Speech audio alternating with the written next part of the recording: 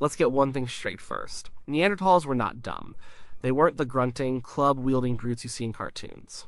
That's a caricature. It's a leftover from the first time we found their bones, and looking at the stocky, heavy-browed skeleton, we assumed they must have been stupid. We were wrong. Their brains were, on average, slightly larger than ours. They were smart. They were resourceful. They survived for hundreds of thousands of years in a brutal Ice Age Europe. They made complex stone tools. They hunted massive animals like mammoths and woolly rhinos. They controlled fire. They likely buried their dead with some sense of ritual. They might have even had a basic language. They were human, just a different kind of human. So, the question isn't whether a caveman could survive today. The question is whether a highly specialized Ice Age hunter-gatherer could survive in a post-industrial digital world. And the answer is complicated. It really depends on how they get here. Do they appear as a full-grown adult suddenly dropped onto a busy city street? Or are they born here, a baby raised in a modern family? These are two very different scenarios with two very different outcomes. Let's start with the hard one. An adult Neanderthal. Let's call him Kyle. One moment, Kyle is stalking a deer in a frozen forest 40,000 years ago. The next, he finds himself in the middle of Times Square. What happens? The first thing that happens is an overwhelming sensory assault.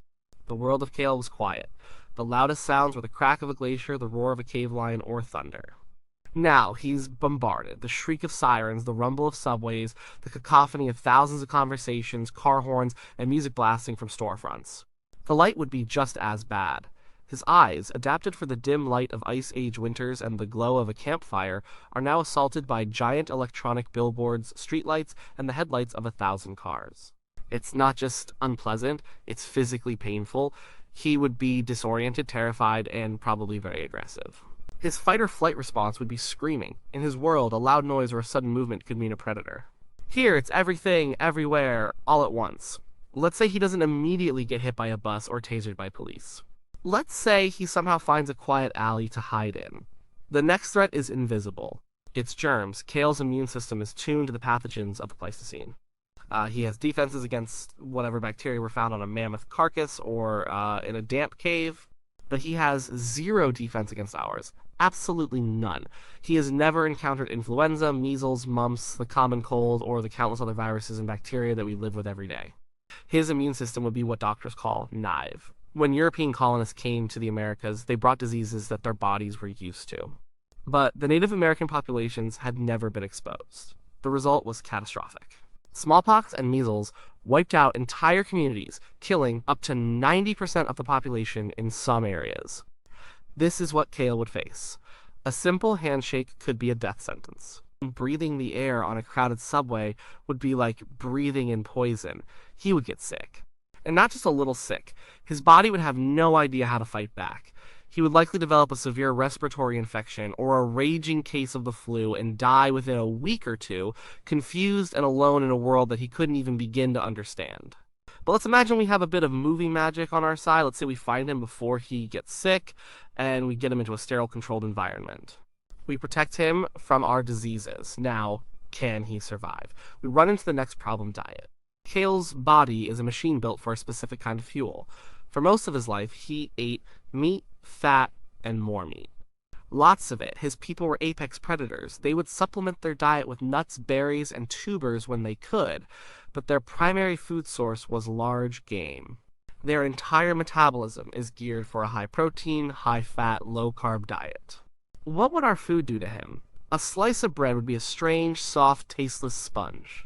The sugar in a can of soda would be a chemical shock to a system that only ever tasted sweetness from a rare piece of fruit or a drop of honey. Processed foods, with their complex carbohydrates, seed oils, and chemical preservatives, would be totally alien to his digestive system.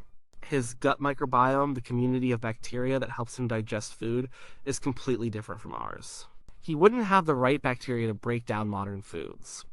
He would likely suffer from severe digestive issues. But the long-term effects would be worse. Given a modern diet, he would almost certainly develop the diseases of civilization that are plaguing us. Type 2 diabetes, heart disease, obesity, and chronic inflammation. His body, designed to store every possible calorie as fat to survive long, lean winters, would go into overdrive with our constant supply of cheap, energy-dense food. The diet that keeps us alive would be a slow-acting poison for him. So, even if we solve the germ problem and the food problem, giving him a carefully managed diet of game meat and organic vegetables in his sterile bubble, we're still left with the biggest hurdle of all his mind. A Neanderthal brain was large, but it was shaped differently than a modern human's. The back of the skull, the occipital region which processes visual information, was larger. The parietal lobes, which handle sensory input, might have been larger too. This suggests they had a very keen awareness of their physical surroundings. They were probably incredibly good at spotting a moving animal in a complex landscape or judging the arc of a thrown spear. They lived in a direct sensory world, but other parts of their brain seemed to be smaller, particularly in the frontal lobes. The frontal lobes are where we do our high-level abstract thinking. It's where we plan for the distant future, manage complex social relationships, and use symbolic thought. This difference in brain structure doesn't mean they were dumber. It means they likely thought differently. Their thinking might have been more concrete, more in the moment. They were brilliant at solving the problem right in front of them: how to corner a bison, where to find flint for a spear point, how to stay warm during a blizzard. They were masters of the here and now, but could Kale understand something that isn't here and now? Could he grasp the concept of money?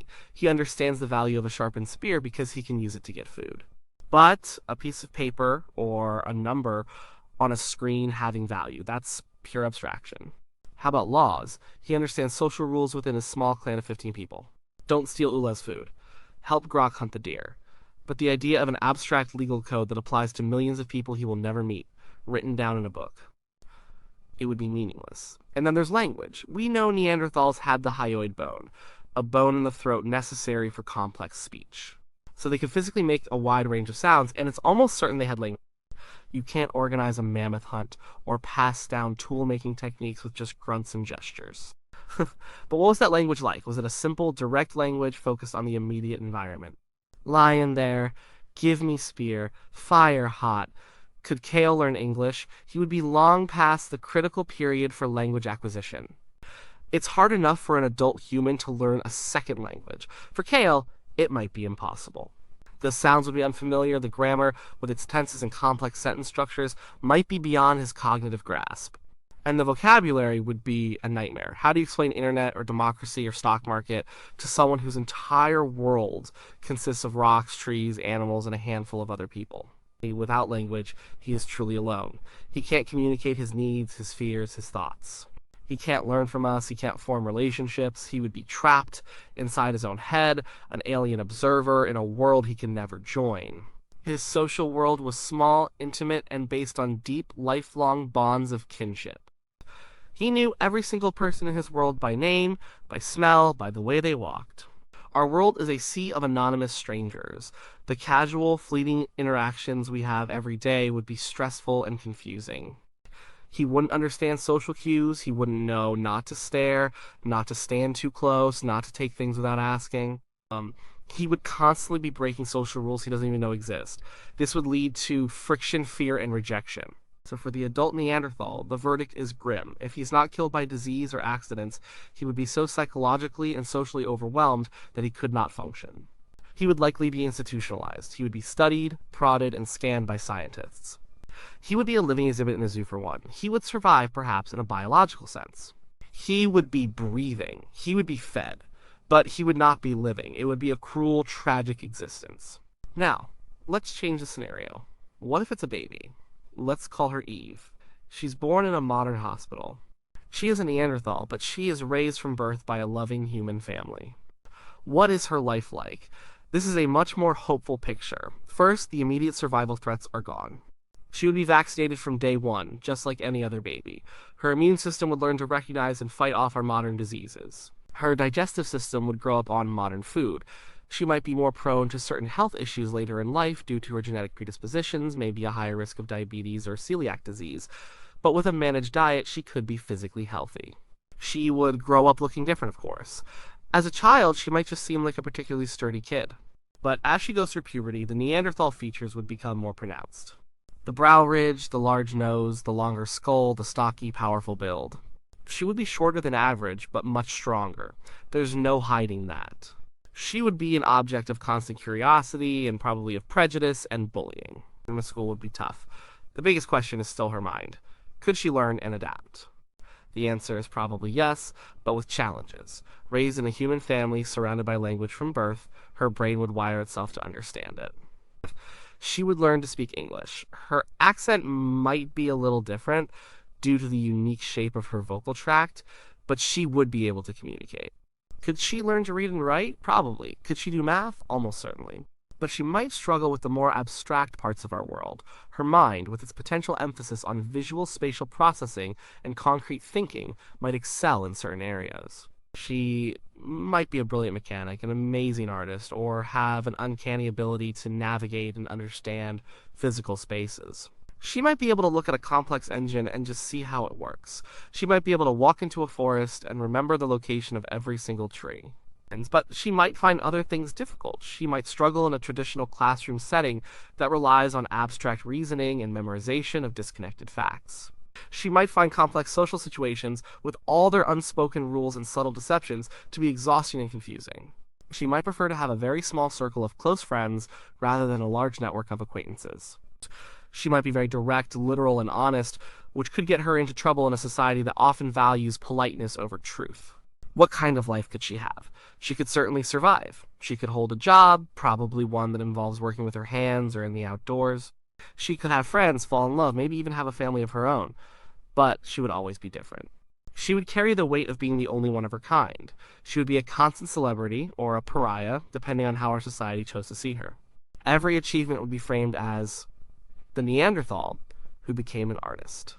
Every failure would be seen as proof of her inferiority, and this brings us to the final, most important point. The question of whether a Neanderthal could survive in our world is not really a question about them. It's a question about us. Their physical survival is a technical problem we could probably solve with modern medicine and nutrition. Their mental survival is a bigger challenge, but a baby raised in a supportive environment would have a fighting chance. The real test is our own social and cultural environment. Would we accept her? Would we treat Eve with dignity and respect, or would we see her as a scientific specimen, a missing link to be studied?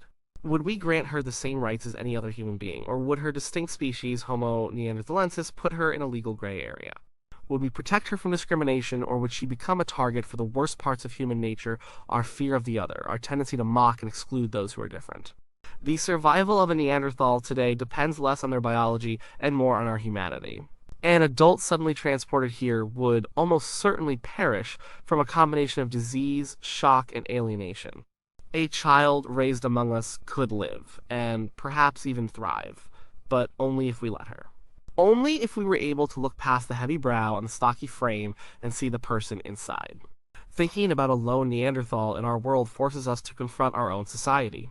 We live in a world that is, in many ways, far more brutal and unforgiving than the Ice Age. It's a world of immense social pressure, of economic anxiety, of information overload. We struggle to cope with it ourselves. Imagine trying to navigate it with a brain and a body built for a completely different existence. Their story is, in a way, our story. We are all, to some extent, struggling to adapt to a world that is changing faster than our biology can keep up. Our bodies and brains evolved over millions of years for a life of walking, hunting, gathering, and living in small, tight-knit tribes. Now we sit in chairs all day, stare at screens, eat processed food, and interact with thousands of strangers through digital interfaces. We are all, in a way, Pleistocene apes living in a science fiction future. Perhaps the biggest tragedy for a Neanderthal in our world would be a profound sense of loneliness and a loss of purpose. They were a people perfectly adapted to their environment. Every aspect of their bodies and minds was honed for survival in a world of ice and mammoths. They had a place, they had a role. In our world, they would be an anachronism, a living fossil with no context.